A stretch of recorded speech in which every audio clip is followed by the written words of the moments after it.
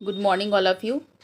Now we will continue the chapter cell. Okay. So today I will start from characteristic of all cell. आज हम characteristic से start करेंगे कि यदि कोई भी चीज़ सेल है, राइट, तो उसके क्या क्या गुण होंगे, उसके क्या क्या फीचर होंगे, उसके क्या क्या कैरेक्टरिस्टिक होंगे, जिसके बेसिस पे हम कह सकते हैं कि ये सेल है. ओके. तो किसी भी चीज़ को सेल होने के लिए सबसे पहले ज़रूरी होता है जेनेटिक मटेरियल. ठीक है.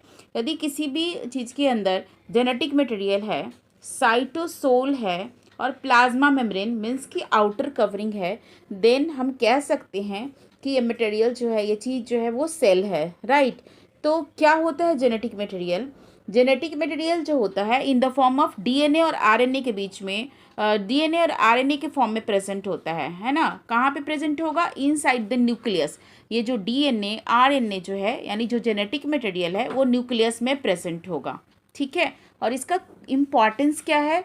तो इसका इम्पॉर्टेंस होता है बच्चों कि जेनेटिक मटेरियल ही है जो हमारे कैरेक्टर को पेरेंट से हम में लेके आया है, राइट. यदि आपके बाल आपकी मम्मी की तरह हैं, है ना, आपके आईज आपके पापा की तरह हैं, तो क्यों है? कौन सा ऐसा चीज़ है जिसकी वजह से आपके कैरेक्टर्स आपके पेरेंट्स से मिलता है? तो ये जो कैरेक्टर्स है ना, ये ट्रांसफ़र होते हैं थ्रू द डीएनए.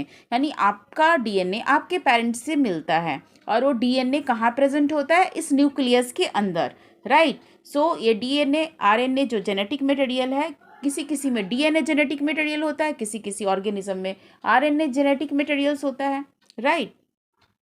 और सेकेंड चीज़ जो है, किसी भी सेल को सेल होने के लिए जो सेकेंड चीज़ है वो जो साइटोप्लाज्म है, यानी जो लिक्विड है सेल के अंदर, है ना, जिसे हम साइटोसोल कहते हैं, उसका प्रेजेंट होना ज़रूरी है. यदि वो नहीं है तो कोई भी सेल लिविंग नहीं होगा, कोई भी सेल को हम सेल नहीं कह सकते हैं. And plasma membrane which is the outer covering. Okay. तो मैं आपको इसका स्ट्रक्चर दिखाती हूँ. सपोज ये कोई सेल है, तो सेल के अंदर में क्या है बच्चों? ये न्यूक्लियस है. क्या है ये? न्यूक्लियस है. ठीक है. और ये न्यूक्लियस क्या होता है? इस न्यूक्लियस के अंदर जेनेटिक मटेरियल इस तरह से डीएनए और आरएनए के फॉर्म में होता है, राइट. ये पूरे सेल के अंदर एक लिक्विड प्रेजेंट होता है. ये पूरे सेल के अंदर एक लिक्विड प्रेजेंट है. इस लिक्विड को हम क्या कहते हैं? साइटोसोल कहते हैं. क्या कहते हैं? साइटोसोल कहते हैं या साइटोप्लाज्म कहते हैं. ठीक है. कहीं कहीं साइटोप्लाज्म भी लिखा होता है, but there are little bit of difference between cytosol and cytoplasm. यदि आप साइटोप्लाज्म भी बोलते हो then it is okay, cytoplasm भी आप बोल सकते हो. साइटोसोल या साइटोप्लाज्म बोलते हैं. और ये जो बाहर का कवरिंग आपको दिख रहा है ना, इसे हम प्लाज्मा मेम्ब्रेन कहते हैं. क्या कहते हैं? बाहर का जो आउटर कवरिंग है इसे हम प्लाज्मा मेम्ब्रेन कहते हैं. तो किसी भी चीज़ को सेल होने के लिए, सेल को सेल होने के लिए इन तीन चीज़ों का होना ज़रूरी है. ये तीन चीज़ें कौन कौन से हैं? जेनेटिक मटेरियल जो कि न्यूक्लियस के अंदर प्रेजेंट होगा. जेनेटिक मटेरियल की जगह आप लिख सकते हो न्यूक्लियस का होना ज़रूरी है, साइटोप्लाज्म या साइटोसोल का होना ज़रूरी है, एंड प्लाज्मा मेम्ब्रेन का होना ज़रूरी है. Okay. It is clear to everyone. चलिए आगे चलते हैं हम.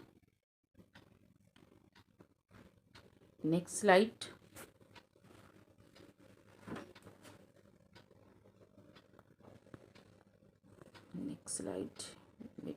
ओके.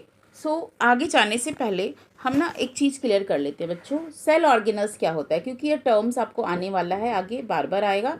तो सेल ऑर्गेनल्स क्या होता है, राइट. सेल ऑर्गेनल्स, ठीक है, कुछ ऑर्गन से मिलता जुलता टर्म आपको लग रहा है ना. ऑर्गेनल्स ऑर्गन से बना हुआ कुछ होगा.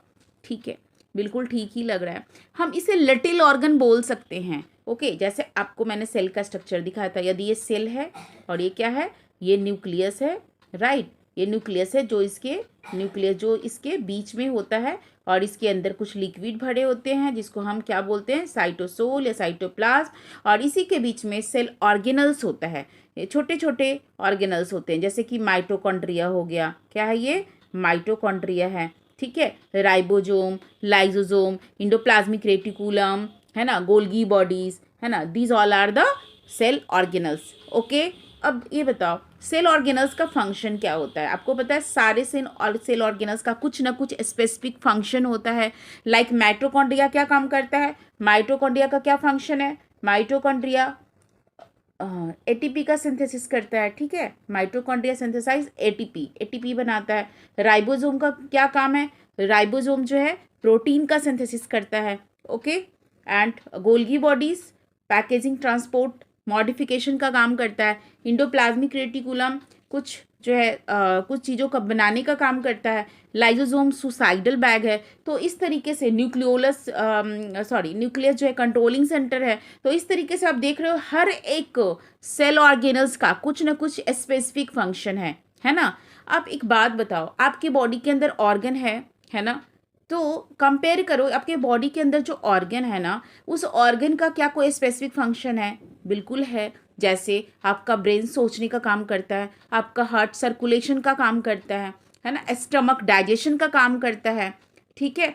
तो इस तरीके से जैसे आपके बॉडी के अंदर जो ऑर्गन है उनके कुछ स्पेसिफिक फंक्शन होते हैं, उसी तरीके से ये जो सेल है ना, सेल के भी ऑर्गन है, राइट। सपोज ये हम हैं, हमारे बॉडी का जो ऑर्गन है लाइक हार्ट है ना, ब्रेन है, ओके, ब्रेन है, स्टमक है, ठीक है। ये सबका कुछ ना कुछ स्पेसिफिक काम है। उस तरह से हमारे सेल के भी ऑर्गन्स हैं, हमारे सेल के भी ऑर्गन्स हैं। जिस तरीके से हमारे बॉडी के ऑर्गन्स हैं, हमारे सेल के भी ऑर्गन्स हैं। लेकिन हम दो चीज़ों को एक नाम से बुलाएंगे तो कन्फ्यूज़न होगा, इसीलिए हम सेल के ऑर्गन्स के लिए कौन सा वर्ड यूज़ करते हैं? Organelles, okay.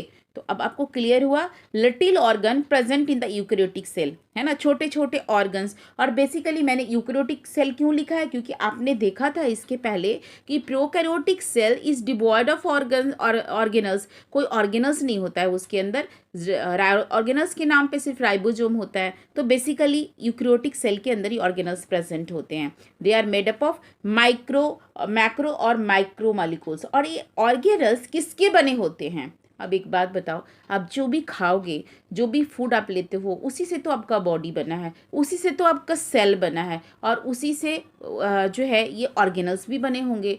जैसे आप कार्बोहाइड्रेट खाते हो, प्रोटीन खाते हो, विटामिन्स, मिनरल्स, जो कुछ भी खाते हो, है ना। स्ट्रक्चर अभी हम पढ़ेंगे तो देखेंगे कैसे बनाते हैं, ठीक है। तो ये माइक्रो और माइक्रो मॉलिक्यूल्स कहाँ पाए जाते हैं? हमारे फूड के अंदर, और ये मॉलिक्यूल्स ही हमारे ऑर्गेनल्स को या सेल को बनाते हैं, ठीक है। ये ऑर्गेनल्स का क्या काम होता है? They perform different function for sale. ये अलग अलग काम करके देते हैं सेल को। जैसे कुछ प्रोटीन का सिंथेसिस करके देगा, कुछ एटीपी का सिंथेसिस करके देगा, कुछ सेल के अंदर डाइजेशन करेगा, कुछ एक्सक्रिएशन करेगा। इस तरीके से ये जो है डिफरेंट डिफरेंट वर्क परफॉर्म करते हैं। Clear to everyone? चलिए आगे चलते हैं हम। वेट,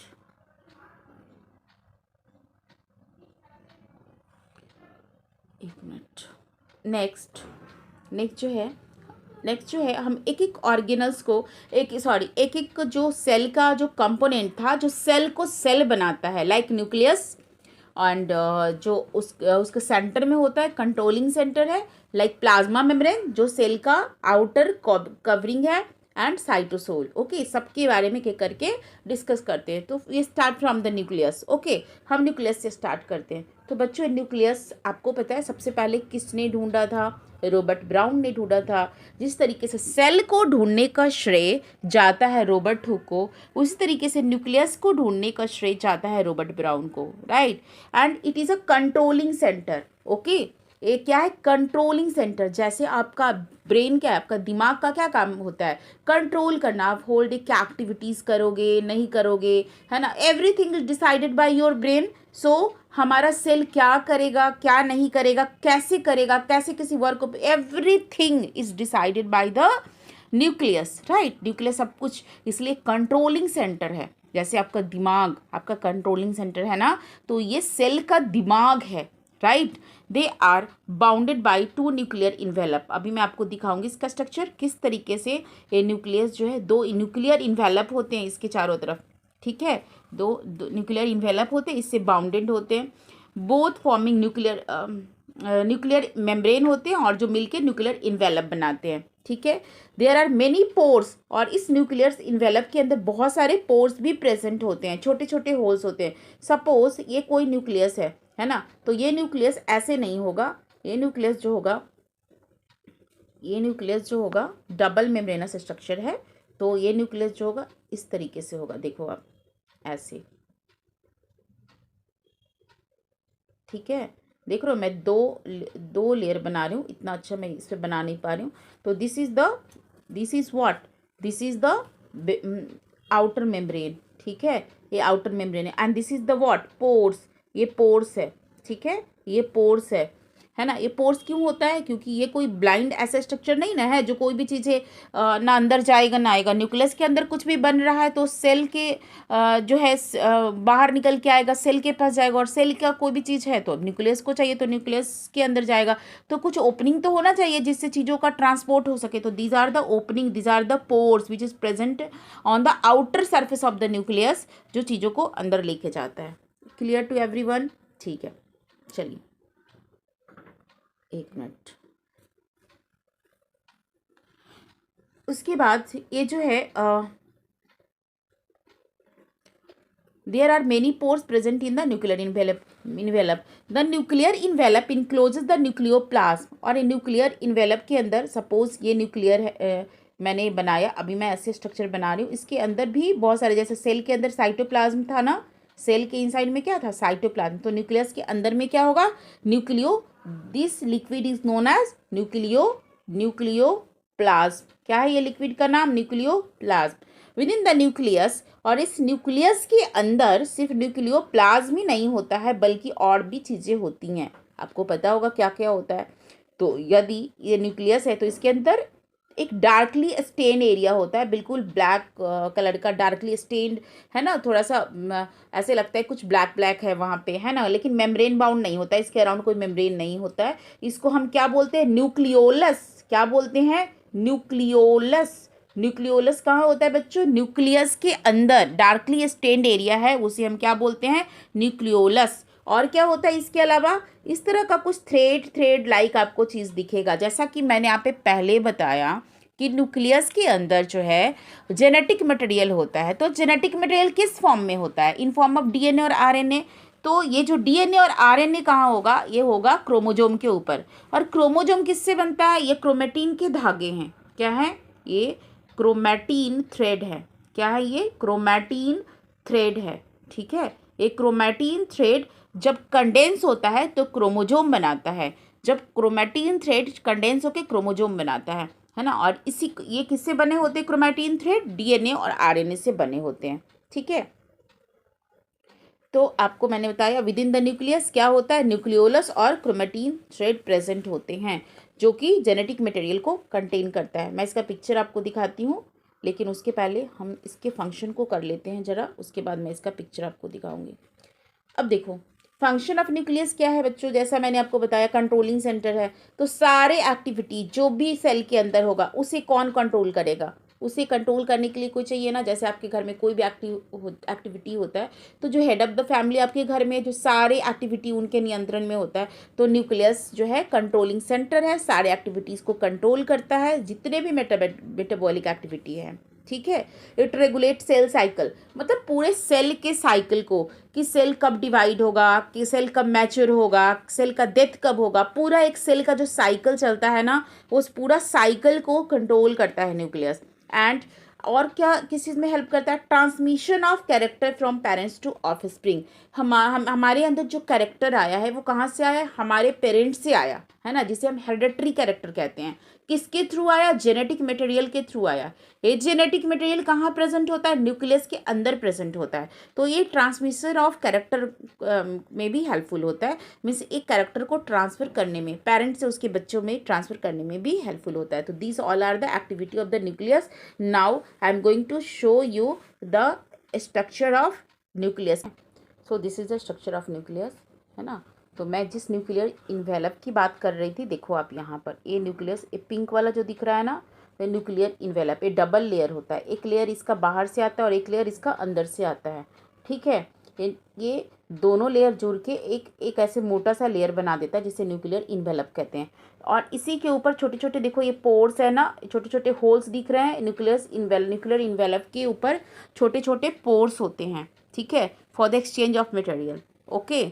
एंड इसके इनसाइड में आपको ये क्या दिख रहा है, ये जो है इनसाइड में न्यूक्लियोलस होता है। न्यूक्लियस के अंदर में क्या होता है, न्यूक्लियोलस होता है ना। न्यूक्लियोलस में क्या होता है, राइबोसोम का सिंथेसिस होता है, राइबोसोम बनाता है।